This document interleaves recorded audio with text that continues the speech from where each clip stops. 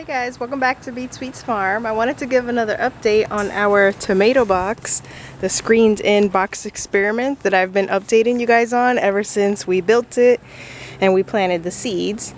So since our last update, everything has really grown and we have lots of tomatoes. I will show you guys. I have been having to take off suckers at least every day or every 2 days because they will just not stop growing, and even where I pinch them off, they try to grow back like that. They try to re-sprout back, so that has been a hassle just to keep everything contained enough because this box is only so tall, so I can't let the tomato plants get super tall.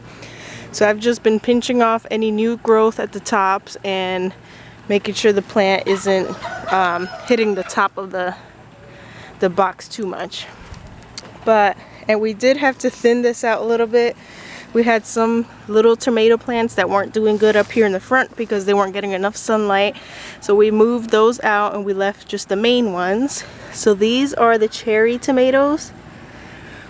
And then the jelly bean hybrids are back here. They're like round. They're still small. I thought they would get bigger, but I looked up jelly bean hybrid tomatoes online and apparently they aren't that big like I thought. But that's the size of the jelly bean hybrid. We have a few bunches of those. There's another bunch right here. And then the cherry, this one was a cherry one. These are cherry tomatoes. They're just now starting to pop up. Let me see if I find any more. I know we had like 4 or 5 bunches altogether. This is the jelly bean hybrid again. So everything kind of started getting a little too crowded, so I took out some tomato plants which I put inside this greenhouse so it's still protected from like all the bugs. And the peppers, they started doing better. We did move some out of here too because something kept eating the leaves. Even now you can see here, whatever's eating the peppers is not touching the tomatoes, so that's good. But we moved the more damaged plants out of here. So here you can see another, it must be like a caterpillar or something, but we cannot find it. I think it comes out at nighttime because I've dug through the dirt and I can't find it. But the tomato plants have recovered from last time. Last time they were pretty chewed up. So now like the growth is like beating the caterpillar. The caterpillar can't keep up with it. So they have regrown their leaves. And we moved some out of here just to give this more space, and because the tomatoes already making it shaded enough, so we moved the ones that were over there into pots.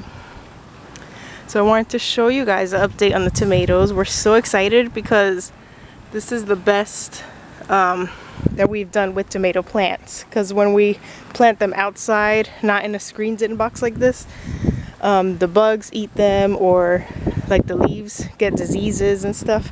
I'm not really familiar with all the names of the diseases, but it's mostly the bugs, the aphids, and then the tomato green hornworm. 1 year some deers ate all of our tomato plants, the whole tops of them, so those ended up dying. And we do have some volunteer tomato plants that came from us throwing out scraps. We have some over there, and then another one in another garden that looks like it's grape tomatoes because it has these little baby tomatoes just like this. So I'm curious to see how those do, but I know for sure we're gonna have tomatoes out of this box to eat. So I'm excited to watch those ripen. And I'll show you guys the greenhouse, the tomato plants that we did end up transplanting. Try to close this up without breaking the plants too much. So like when I want to close it, I have to move the plants away.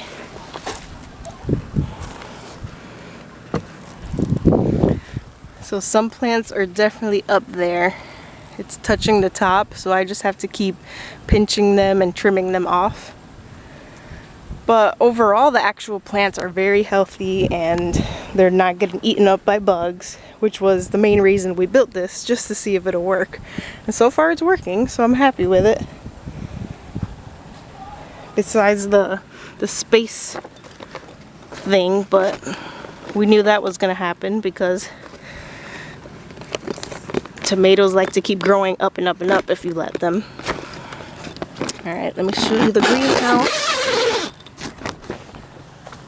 Now here, we had way more going on in here, but I moved some of the stuff out.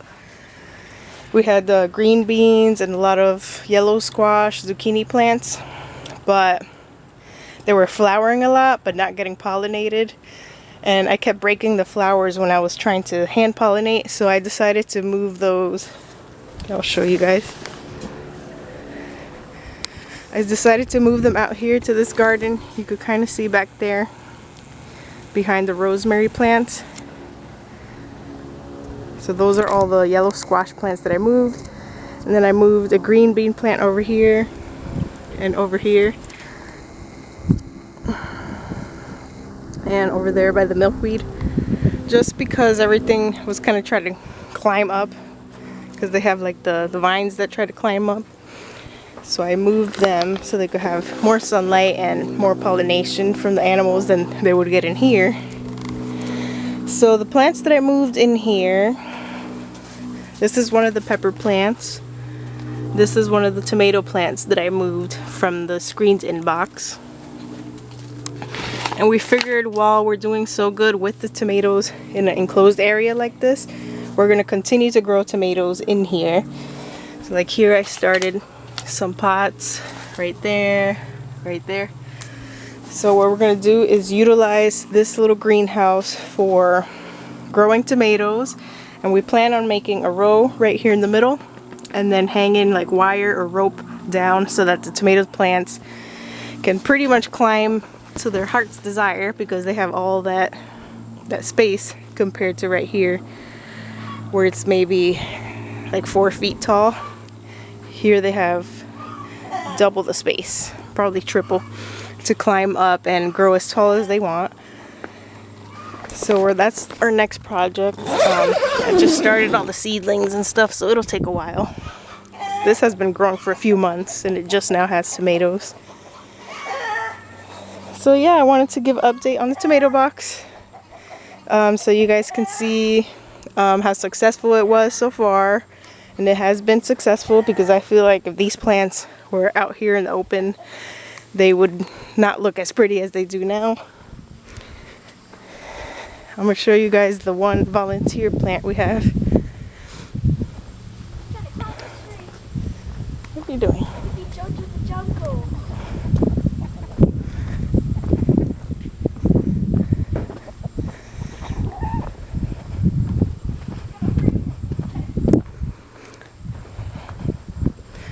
So this came from some tomato plants we planted last year, and I guess there were some seeds in the ground still, so they popped up, or the one plant popped up this year. So even this one, I'm pretty surprised it has gotten to this point, because it's pretty big. I'll zoom into the fruit without having to go into the garden. But you see there, it has the little grape tomatoes. They're still green.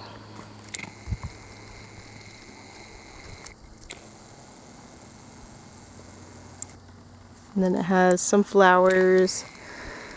I don't know if you can see it on the camera, but it has some flowers. And it's about maybe 3 feet high, this plant. I helped support it up with a dead tree branch because it was on the ground before. So it has been doing pretty good. No bugs have gotten to it yet.